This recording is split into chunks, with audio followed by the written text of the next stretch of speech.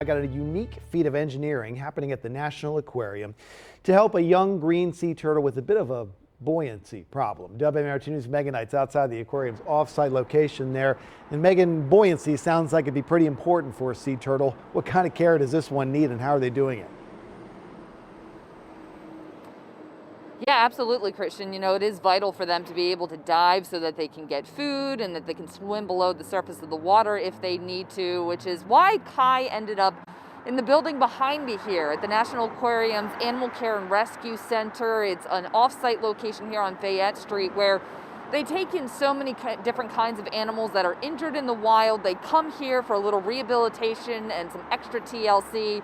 And most of the animals are able to be released back in the wild, but for this little green sea turtle named Kai, looks like she's here to stay. So she came to Baltimore in the fall of last year. She came from South Carolina where she was in a boating accident. And that boating accident caused some buoyancy issues in her, meaning she can't dive very easily or stay below the surface of the water for long periods of time. So the temporary solution to this is weights on the back of her shell that her caretakers adjust throughout the day, every day, so that she is able to dive and get her food and kind of be a normal sea turtle. But they wanted a more permanent solution that doesn't require her to have to be handled so much. So Adam Nelson, who normally designs and builds the habitats here at the aquarium, is taking the lead in creating Kai a prosthetic shell so that she can be a more normal sea turtle. We're trying to take an approach of almost like a blanket that creates a uniform weight across the back of the shell. And hopefully that'll just alleviate issues of needing to place it in different spots based off of where the gas is in the turtle. Yeah, it should look really cool once he's able to come up with that plan and that prototype there. Now, Kai cannot be released back into the wild, so she is going to live here at the aquarium for the rest of her life. She's being cared for, as I mentioned, at the Animal Care and Rescue Center here on Fayette Street, which is less than a mile away from the main facility, the main National Aquarium here.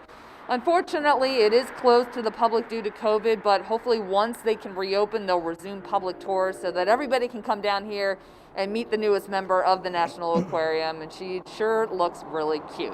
Christian, over to you. Sure does, Megan. Thanks very much. And the long-term plan, I guess, is to kind of have, you can't really replace Calypso, but they do need another icon there at the aquarium.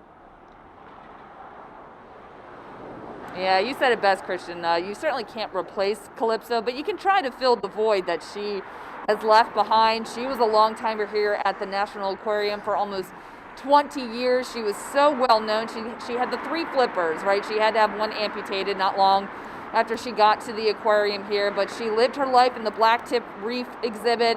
Everybody loved her. Sadly, she passed away last year, so now we kind of have that void we need to fill, and the staff here at the aquarium is really hoping that Kai can step up to the challenge, and I think her story is already inspiring enough, so she'll not only become the new ambassador for the National Aquarium, but really for her species, and help continue to educate people about conservation efforts and what we can do to protect these beautiful sea creatures like herself. So I think she's ready for that challenge, Christian. She's up for the task. Okay, she's going to be a superstar. Megan, thanks very much.